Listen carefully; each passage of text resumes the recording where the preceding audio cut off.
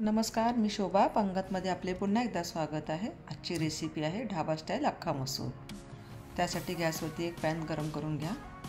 2 tablespoon तेल घातलेले आहे। तेल गरम झालं की बारीक चिरलेले कांदे घालूया व 2 हिरव्या मिरच्या बारीक चिरून घाला। कांदा चांगला परतून घ्यायचा आहे। गुलाबी रंगाचा कांदा चांगला परतून घ्या।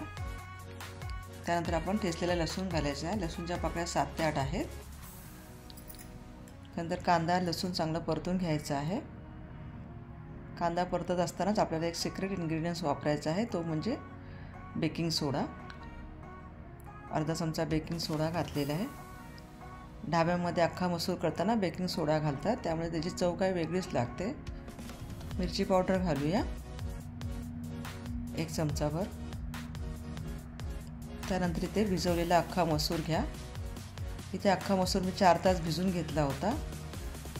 सुरुवातीला अख्खा मसूर चांगला 2 ते 3 बार स्वच्छ धुवून घ्या व भिजून घ्या। त्यानंतर इथे गरम मसाला घालायचा आहे 1/2 चमचा व धने पावडर घालायची अर्धा चमचा। सगळे मसाले मिक्स झाले तर आपल्याला गरम पाणी घालायचं आहे। मीठ घालूया चवीनुसार, कोथिंबीर घालूया व अख्खा मसूर शिजायला ठेवूया। तुम्ही बघू शकता अख्खा मसूर थोडा शिजून झालेला आहे, चांगला दाटसुद्धा झालेला आहे। आता आपण इथे तडका देऊया। काही भागात तडका देतात, काही भागात देत नाहीत, पण आपण इथे तडका द्यायचा आहे।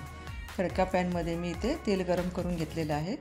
1 चमचा जिरं घाला, थोडासा हिंग घातलेला आहे, सुक्या लाल मिरच्या व थोडीशी कोथिंबीर घालूया। तडका छान असा गरम झाला की आपल्याला त्याच्यामध्ये मिरची पावडर घालायची आहे। आता हा तडका आपल्याला अख्ख्या मसूरमध्ये घालून घ्यायचा आहे।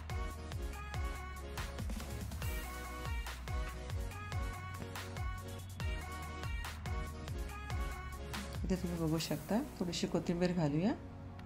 आपला अख्खा मसूर तयार आहे। ढाब्यामध्ये अशीच अख्खा मसूरची रेसिपी करतात, काही ठिकाणी तडका देतात तर काही ठिकाणी देत नाहीत। आपला अख्खा मसूर तयार आहे। तुम्हाला माझी रेसिपी कशी वाटली? रेसिपी आवडल्यास रेसिपीला लाईक करा, जास्तीत जास्त रेसिपी शेअर करा। अगदी साधी व सोपी रेसिपी आहे ही।